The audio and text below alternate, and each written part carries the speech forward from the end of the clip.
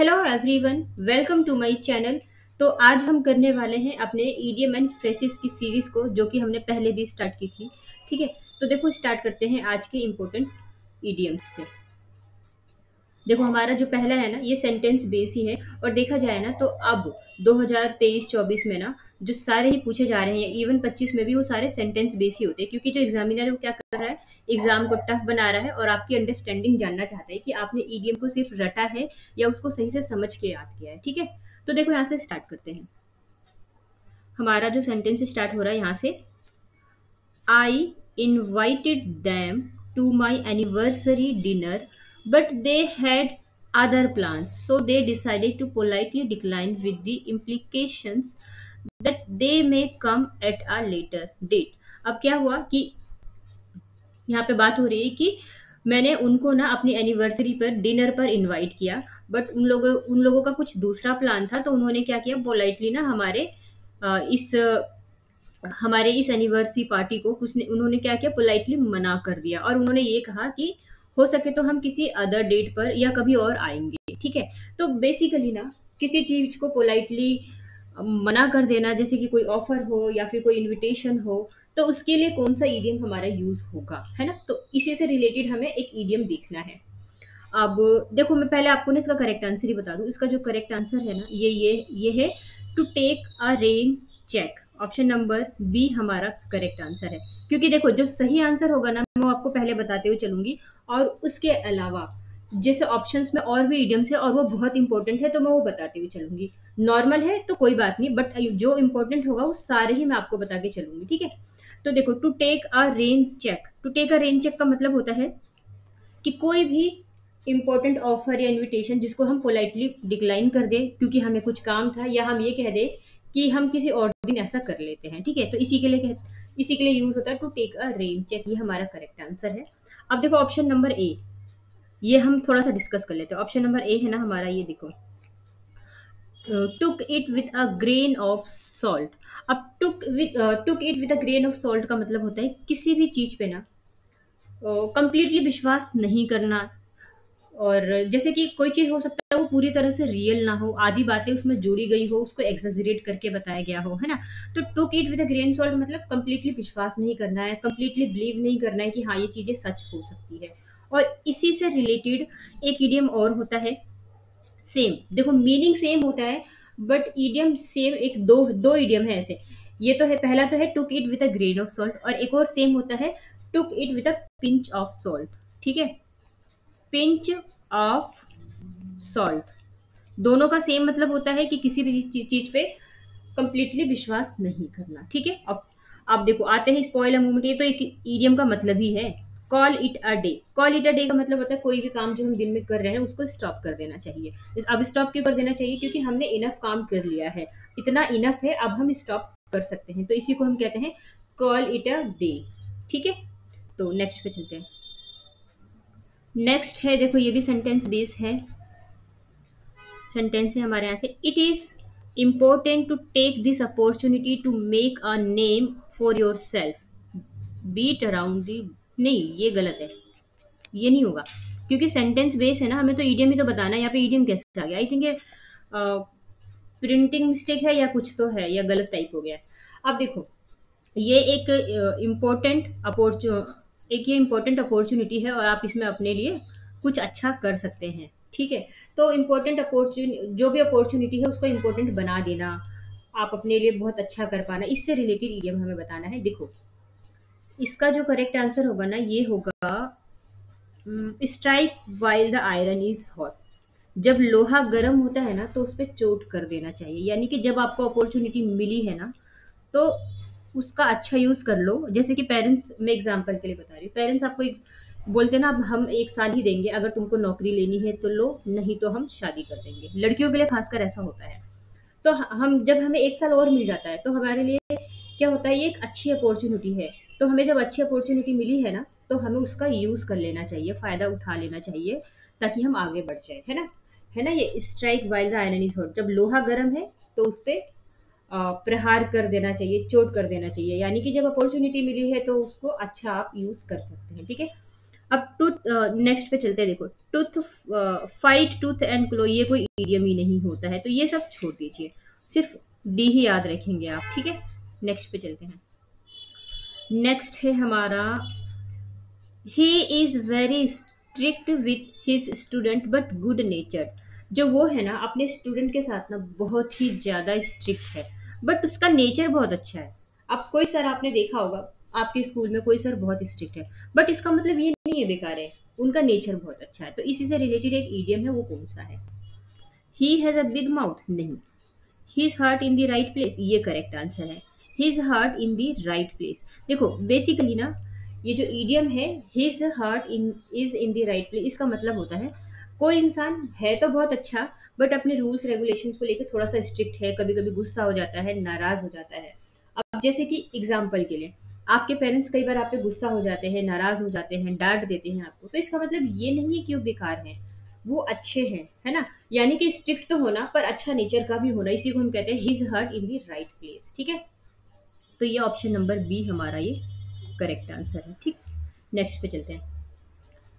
Next है हमारा, When I went to Egypt and lost my wallet and passport, I was dash। जब मैं Egypt गया ना, तो मेरा ना जो वॉलेट है और साथ में जो पासपोर्ट है वो खो गया। तो फिर मैं कैसा हो गया? सोचो ना, आप कहीं घूमने जा रहे हैं, आपका वॉलेट खो जाता है जिसमें सारे पैसे थे, आपका पासपोर्ट भी खो जाता है, तो आपकी हालत कैसी होगी? देखो, इसका करेक्ट आंसर है हमारा, up in a creek without a pedal. अब इसका जो मतलब होता है ना ईडियम का, up in a creek without a pedal का, तो इसका मतलब है कि आप किसी बहुत बुरी ही डिफिकल्ट सिचुएशन में फंस गए हैं। आपको कुछ समझ नहीं आ रहा, मैं क्या करूं क्या ना करूं, कोई एक क्लियर वे आपको समझ ही नहीं आ रहा है ना। अब सोचो ना, आप वॉलेट और पासवर्ड खो गया है, तो आप डिफिकल्ट सिचुएशन में फंस गए और आपको सब सच में समझ नहीं आ रहा ना, आप क्या करें? कि पैसे भी नहीं है कि कुछ कर ले, पासपोर्ट भी नहीं है, यहाँ यहाँ तो मैं फंस गया, इस तरह से, ठीक है। तो option number D correct answer है, और ये जो डी वाला है ना, बहुत ही इंपॉर्टेंट ईडियम भी है, ठीक है। तो अब देखो, जो अदर्स देख लेते हैं, क्योंकि अदर्स इंपॉर्टेंट है, जहां पे अदर्स बहुत ज्यादा इंपॉर्टेंट होंगे ना, मैं आपको वहां जरूर बताते हुए चलूंगी। रोलिंग अप माई स्लीव्स, इसका मतलब होता है किसी भी काम के लिए रेडी होना, ठीक है। रोलिंग अप करना है ना अपने, आप जब रेडी होते हैं, जो लड़के रेडी होते हैं, तो अपने स्लीव्स को ऐसे मोड़ लेते हैं ना, तो यानी कि रेडी होना।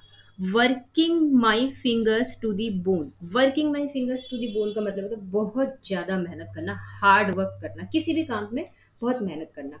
नेक्स्ट है putting my nose to grindstone, इसका मतलब भी होता है बहुत ज्यादा हार्ड वर्क करना, बहुत ज्यादा लगे रहना उस काम को, लंबे टाइम तक लगे रहना, बहुत ज्यादा टाइम देना, इसी को हम कहते हैं putting my nose to the grindstone. देखा जाए तो इन दोनों का मतलब सेम ही है, बी और सी का, है ना। चलो नेक्स्ट पे चलते हैं। नेक्स्ट है हमारा, देखो very important idiom, to leave no stone unturned. To leave no stone unturned का मतलब होता है कोई भी किसी भी चीज को हासिल करने के लिए, कि जितने भी एफर्ट्स लग सकते हैं ना, जितने भी पॉसिबल एफर्ट्स है, वो सारे पॉसिबल एफर्ट्स को कर डालना। अब जैसे कि कोई बीमार है, ठीक है, अब डॉक्टर कहता है कि यहाँ पे ये दवाई नहीं है, यहाँ पे वो नहीं है, तो आप वो सारी चीजें करके देते हैं, आप वो दवाई भी लाके देते हैं, मतलब वो सारी चीजें जितनी आपसे हो सकती है, कोई भी एफर्ट ना छोड़ना, जितना हो सकता था आपने सब किया, है ना, किसी भी चीज को पाने के लिए। तो हमारा इसका जो करेक्ट आंसर है, to do everything possible to achieve something, ठीक है। जितने भी पॉसिबिलिटीज थी आपने वो सब कर लिया उस चीज को पाने के लिए, ठीक है। तो ये हमारा करेक्ट आंसर है। नेक्स्ट पे चलते हैं। नेक्स्ट है हमारा, John was always dash about becoming a millionaire without doing any hard work। जो जोन है ना, वो हमेशा क्या है, एक मिलीनियर बनना चाहता था, मतलब जिसके बहुत सारे पैसे हो, तो ये ऐसा बनना चाहता था बिना किसी हार्ड वर्क के। तो आप सोचो ना, कोई इंसान आपके आसपास रहता है और वो ये कहता है मेरे पास कार होगा, मेरे पास बंगला होगा, मेरे पास इतनी सारी चीजें होगी, पर वो काम कुछ भी नहीं करता, तो आप क्या बोलेंगे उसको? कि भाई हवा में किले मत बना, यही बोलोगे ना आप उसको? भाई सपने मत देख या हवा में किले मत बना, बहुत मेहनत करनी होती है किसी भी काम के लिए। तो इसी से रिलेटेड इडियम बताना है, तो ये है बिल्डिंग कासल्स इन दी एयर, यानी कि हवाई किले बनाना। बस सपने देखना, मेरे पास ये है, मेरे पास वो है, फ्यूचर में मैं ऐसा होऊंगा, मेरे आगे मेरे सामने नौकर चाकर होंगे, तो इसी को हम कहते हैं बिल्डिंग कासल इन दी एयर, हवाई किले बनाना, ठीक। तो याद रखेंगे इसको। और थोड़े से अदर्स को भी डिस्कस कर लेते हैं। ईटिंग लाइक अ हॉर्स, बहुत ज़्यादा खाना। Having an app S app his स्लीप्स, मतलब कि आपके पास कोई सीक्रेट स्किल्स है, सीक्रेट एडवांटेजेस है जो कि आपने सबको रिवील नहीं किया है, ज़रूरत के टाइम में आपने उसको यूज़ किया, ऐसे करके अपने मतलब स्किल्स को यूज़ किया। अ storm in the tea cup, ये तो सबको ही पता होगा, छोटी सी बात का बतंगड़ बनाना, है ना। बात इतनी सी थी, इतना बड़ा झड़ा के बोल दिया आपके बारे में कि इसने तो ऐसा कर दिया, इसने तो वैसा कर दिया, तो इसको कहते हैं अ स्टॉर्म इन अ टी कप। नेक्स्ट पे चलते हैं। नेक्स्ट है हमारा, it's Christmas and everything looks so beautiful, it makes me believe that life is wonderful and pleasant. जो लाइफ है ना हमारा वो वंडरफुल है, प्लीजेंट है, तो इसी से रिलेटेड एक ईडियम बताना है। देखो इससे रिलेटेड ईडियम जो है ना ये होगा हमारा, life is bowl of cherries, ये हमारा करेक्ट है। जो लाइफ है वो क्या है, बाउल ऑफ चेरीज, ठीक है। यानी कि जो हमारी लाइफ है वो वंडरफुल है, बहुत ही प्लीजेंट है, बहुत अच्छी है, ठीक है। चलो नेक्स्ट पे चलते हैं। नेक्स्ट है हमारा, बीट अराउंड द बुश। देखो बीट अराउंड द बुश का मतलब होता है जो मेन चीज है ना, जो मेन टॉपिक है उसको अवॉइड किया जा रहा है, फालतू की बातें की जा रही है। अब इस ईडियम का मतलब भी बता देती हूँ मैं आपको। अब जैसे कि यहाँ यहाँ जैसे कि ये झाड़ी है, झाड़ी है, ठीक है। और आपको मारने के लिए कहा जा रहा है यहाँ पर, और आप क्या कर रहे हैं, इस यहाँ पे बीट कर रहे हैं, कभी यहाँ डंडा मार रहे हैं, कभी यहाँ, कभी यहाँ, कभी यहाँ, कभी यहाँ, कभी यहाँ, पर यहाँ नहीं प्रहार कर रहे हैं, आपको यहाँ अटैक करना है ना। तो मतलब कि आप क्या कर रहे हैं, आप इंपॉर्टेंट चीजों की बात नहीं कर रहे हैं, फालतू की बात कर रहे हैं, है ना। जो मेन टॉपिक है उसको आप अवॉइड कर रहे हैं। अच्छा एक और एग्जाम्पल मैं देती हूँ। जैसे आपको पापा से ना, अपने पापा से 500 रुपीज चाहिए होता है, ये सबसे अच्छा एग्जाम्पल है। आप अपने पापा को ये नहीं बोलोगे पापा देखो 500 रुपीज चाहिए, आप ये बोलोगे कि मतलब जैसे आप पिकनिक वगैरह पे जा रहे हैं आपके स्कूल की तरफ से, आप ये पापा को बोलोगे कि मेरा जो फ्रेंड है वो पिकनिक पे जा रहा है, तो आपके पापा बोलेंगे ओके। तो आप बोलोगे कि हाँ वो लोगों ने कपड़े खरीदे हैं, उन लोगों ने जूते खरीद लिए, उन लोगों ने ऐसा खरीद लिया है। फिर पापा बोलेंगे हाँ ठीक है खरीद लिए तो आप बोलोगे कि हाँ उसने भी ये खरीद लिया, उसने भी वो खरीद लिया, उसके पास ये है, उसके पास वो है। तो पापा बोलेंगे भाई सीधी बात पे आ, बोलना क्या चाह रहा है, तो बोलेगा पापा मुझे 500 रुपये चाहिए, है ना। तो जो लड़के होते हैं ना वो डायरेक्टली पापा से पैसे नहीं मांगते, घुमा फिरा कर पैसे मांगते हैं, ठीक है। तो इसी को कहते हैं बीट अराउंड दी बुश, मतलब कि वो क्या कर रहे हैं, मेन टॉपिक पे नहीं आ रहे, इधर उधर की बातें कर रहे हैं, ठीक है। तो याद रखेंगे option number D, option number D हमारा ना ये करेक्ट आंसर है। नेक्स्ट पे चलते हैं।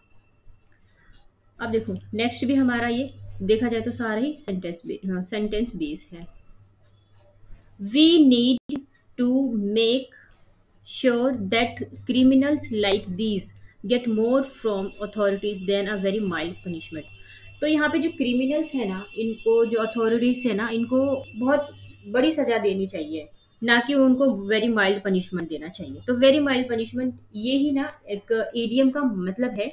तो इस ईडियम के इस सेंटेंस में कौन सा ईडियम आएगा जिसका मतलब है वेरी माइल्ड पनिशमेंट।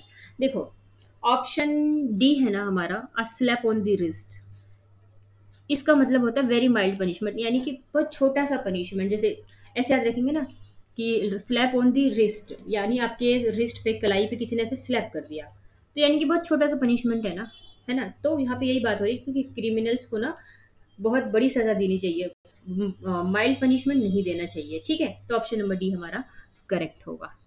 अच्छा यहाँ पे ना इम्पोर्टेंट भी है थोड़े से हमारे ऑप्शंस वाले, तो ये देख लेते हैं। A taste of their own medicine, देखो इसका मतलब होता है कि अगर आपने किसी के साथ बुरा किया है, कुछ नेगेटिव किया है, तो आप भी तैयार रहिए, आपके साथ भी वैसा ही होगा। अगर आप ये सोचते हैं ना कि आप किसी का बुरा करके आप अपना अच्छा कर लेंगे, तो ऐसा कभी नहीं होता है, ठीक है।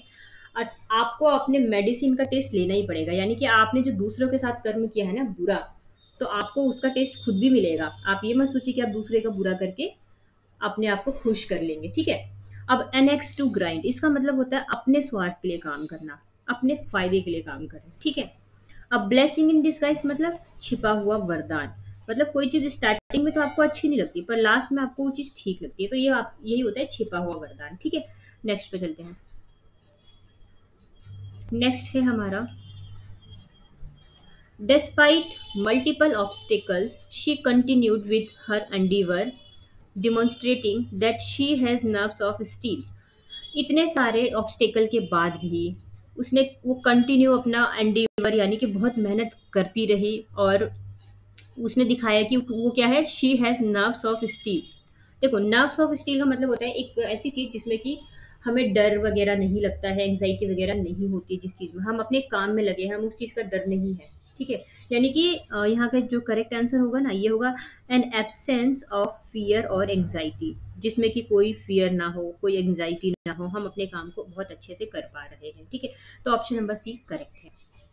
अच्छा, मैं एक चीज़ बोलूँगी, अगर आपको मेरा पढ़ाया हुआ अच्छा लगता है ना, तो प्लीज़ लाइक एंड सब्सक्राइब कर सकते हैं, अपने दोस्तों को भी शेयर कर सकते हैं। नेक्स्ट पे चलते हैं। नेक्स्ट है हमारा, in life there will be many situations where you have to choose between the devil and the deep blue sea. अब देखो, devil and the deep blue sea ये इडियम है और इसका मतलब बताना है। ठीक है, तो आपको ये अच्छे से आना चाहिए, पता होना चाहिए इडियम कौन सा, उसका मतलब कौन सा है, या फिर अगर उसका मतलब दिया है तो इसके लिए इडियम कौन सा यूज होगा। ठीक है, जैसे कि यहाँ पे इडियम दे दिया है, अब इसका मतलब बताना है, तो इसका मतलब होता है बहुत बड़ी दुविधा में फंस जाना, समझ नहीं आना कि क्या करे, है ना। तो आंसर जो देखो हमारे है ना, ऑप्शन नंबर ए ही करेक्ट है। To be in a dilemma to choose, मतलब दुविधा में पड़ जाना, क्या करे, क्योंकि एक तरफ तो डेविल है, दूसरी तरफ खाई, एक तरफ कुआं एक तरफ खाई, ऐसे बोलते हैं ना। तो आप तो खुद ही कंफ्यूज हो जाएंगे ना कि क्या करे, दुविधा में फंसे, कुआं में जाए कि खाई में जाए, दोनों तरफ से तो फंसना हमें ही है ना। तो to be in a dilemma to choose. Next पे चलते हैं। हाँ, नेक्स्ट है हमारा, have your head in the clouds. क्या आपका दिमाग क्लाउड्स में, यानी कि आपका जो ध्यान है नहीं है, आपने अपना ध्यान कहीं भटका रखा है। तो इससे रिलेटेड ईडियम बताना है किसमें ये ईडियम फिट बैठ रहा है। They had their heads in the clouds by looking up in the sky during the meeting. जब वो लोग मीटियोर शोर में थे, तो उनका जो हेड है क्लाउड्स में के अंदर था, मतलब बादलों, तो ये तो नहीं होगा ना, मतलब इसको हटाओ। The pilot had his head in the clouds while flying. जब पायलट फ्लाई कर प्लेन को उड़ा रहा था, तो उसका जो हेड है वो क्या था, क्लाउड में था, यानी कि उसका ध्यान नहीं था। नहीं, ये नहीं लगाएंगे ऑब्वियसली, वो बाहर नहीं देख सकता, हमें पता है ये चीज कि वो प्लेन से बाहर देख ही नहीं सकता। तो देखो, इसका करेक्ट आंसर क्या होगा, he had his head in the clouds during an important meeting. यानी कि जब एक इम्पोर्टेंट मीटिंग चल रही थी ना, तब उसका ध्यान नहीं था, यानी कि उसका जो ध्यान है कहीं और था। तो हमारा जो ऑप्शन नंबर सी है ना, यही करेक्ट आंसर होगा कि उसका जो ध्यान मीटिंग में नहीं था, किसी और बात में था उसका ध्यान। ऑप्शन नंबर सी करेक्ट है। अब देख लेते हैं डी में भी क्या हो रहा है। She had her heads in the clouds by wearing a cloud shape. Cloud shape head पहनते टाइम उसका ध्यान नहीं था, नहीं ऐसा नहीं। ऑप्शन नंबर सी करेक्ट होगा, क्योंकि कई बार होता है ना मीटिंग में लोगों का ध्यान नहीं होता है ना। तो चलो नेक्स्ट पे चलते हैं। नेक्स्ट है हमारा, after his business failed he had to reduce spending and adjust to a frugal lifestyle. उसका बिजनेस जो है ना फेल होने के बाद ना, उसने क्या किया, अपने जो भी चीज़ों को पैसे वगैरह को खर्च करा था, उसने उसको कम कर दिया और फ्रूगल लाइफ स्टाइल जीने लग गया। मतलब कि एक ऐसा लाइफ स्टाइल जिसमें कि हम बहुत सोच समझ के पैसे खर्च करते हैं। क्यों? क्योंकि हमें लॉस हो गया है, या हो सकता है हमारे पास पैसे नहीं है, या ये भी हो सकता है कि हमारे पास कोई इनकम सोर्स कहीं से नहीं आ रहा है, हम जॉब नहीं कर रहे हैं। तो इसी से रिलेटेड एक ईडियम बताना है। देखो, करेक्ट आंसर होगा टाइटन हिज बेल्ट। यानी कि भाई आपके पास बहुत कम है, उसी में गुजारा करना है, तो अपने बेल्ट को टाइट कर लीजिए, बहुत सोच समझ कर पैसा खर्च कीजिए, इसी को हम कहते हैं टाइटन हिज बेल्ट। ठीक है, तो ऑप्शन नंबर डी करेक्ट है। अब अदर को हम डिस्कस करें ना, तो देखो, let the cat out of the bag, यानी सीक्रेट को रिवील करना है ना। Hit the nail on the head, यानी कि सही टाइम पे सही बात करना या सही काम करना। किक दी बकेट मतलब कि मर जाना। ठीक है, तो ये तीनों चारों सारे याद रखेंगे। नेक्स्ट पे चलते हैं। नेक्स्ट है हमारा, अ गूजेस आई व्यू। देखो, एग्जामिनर ने क्या किया है आपको कंफ्यूज करने के लिए, गूजेस आई व्यू ये कोई ईडियम नहीं होता है। ठीक है, हमें देखो ईडियम भी अच्छे से पढ़ना है। अब बर्ड्स आई व्यू होता है, birds eye view, birds eye view होता है, ठीक है, यानी कि बर्ड्स की तरह एकदम से सरसरी निगाह रखना। तो बर्ड्स हमारा करेक्ट आंसर है, बाकी गूजेस कुछ नहीं होता। ठीक है, ऑप्शन नंबर ए करेक्ट है। नेक्स्ट पे चलते हैं। नेक्स्ट है हमारा व्हेन पिग्स फ्लाई। पिग्स को देखा फ्लाई करते हुए? हाँ, सुअर को कभी देखा आपने फ्लाई करते हुए? तो व्हेन पिग्स फ्लाई का मतलब होता है कोई ऐसी चीज ना जो कभी हो नहीं सकती। क्या आप समझते हैं कि जो पिग्स है वो कभी उड़ सकता है? नहीं उड़ सकता ना। तो कोई भी ऐसी चीज जो कभी भी नहीं होने वाली, जैसे आपका जो फ्रेंड है वो कहता है अरे कल आता हूँ, अरे परसों आता हूँ, पर आपको पता है वो हर बार यही बोलता है कल आता हूँ, परसों आता हूँ, पर वो आता नहीं है, यानी कि ये चीजें कभी नहीं होने वाली, वो बस बोलता चला जाता है और होता कभी नहीं है, है ना? तो ऑप्शन नंबर ए हमारा करेक्ट है। नेक्स्ट पे चलते हैं। सीक्रेट काउ, इजी है। सीक्रेट काउ का मतलब होता है कोई भी चीज जो अनक्वेश्चनेबल है उसको हम कहते हैं सीक्रेट काउ। ठीक है, option number A correct, correct answer. Next पे चलते हैं। ब्लैक शिप, ब्लैक शिप का मतलब होता है अपमानित होना, है ना? मान सम्मान ना होना, डिसरिप्यूटेबल हो जाना। Option number A correct answer है हमारा, डिसरिप्यूटेबल। नेक्स्ट पे चलते हैं। नेक्स्ट है हमारा Amar was left in a difficult situation by his business partner. जो अमर का बिजनेस पार्टनर है ना, उसने अमर को ना डिफिकल्ट सिचुएशन में छोड़ दिया था। तो डिफिकल्ट सिचुएशन में किसी को छोड़ देने के लिए कौन सा इडियम यूज होता है? देखो, ये होता है हाई एंड ड्राई। किसी को डिफिकल्ट सिचुएशन में अकेले छोड़ देना को हाई एंड ड्राई बोलते हैं। ठीक है, तो ये याद रखिए, option number C correct answer है। नेक्स्ट पे चलते हैं। हाँ, get itchy feet. Get itchy feet का मतलब होता है, देखो एसएससी सीपीओ 2024 का क्वेश्चन है।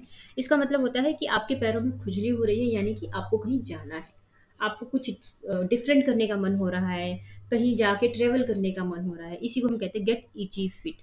देखो ऑप्शन नंबर डी हमारा करेक्ट आंसर है। To start wanting to travel और डू समथिंग डिफरेंट। ठीक है, option number D correct answer हो जाएगा हमारा। नेक्स्ट चलते हैं। On thin ice, on thin ice का मतलब होता है बहुत ही रिस्की सिचुएशन में हो जाना, पोजीशन में हो जाना। तो ऑप्शन नंबर डी हमारा ये करेक्ट आंसर हो जाएगा, इन अ रिस्की पोजीशन। ठीक है, तो याद रखेंगे। देखो 20 ईडियम की सीरीज को हमने कंप्लीट कर लिया, और 20 ही नहीं 20 प्लस, यानी कि मैक्सिमम हमने 30 टू 35 ईडियम किए हैं विथ एक्स्ट्रा फैक्ट। आपको मेरा अच्छा लगता है पढ़ाया हुआ? ठीक है, तो देखो लाइक एंड सब्सक्राइब कर सकते हैं। बाकी जितने भी इम्पोर्टेंट बुक है ना, इम्पोर्टेंट ईडियम्स है ना, ये एसएससी पिनाकल के 7th एडिशन की, मैं वो आपको सारा ही करा दूंगी, और बहुत जल्दी मैं आपको ये सारा मैं प्ले लिस्ट में दे दूंगी, तो आपके लिए ईजी होगा पढ़ना। ठीक है, सो देखो, थैंक यू सो मच, फिर हम मिलते हैं नेक्स्ट वीडियो पे।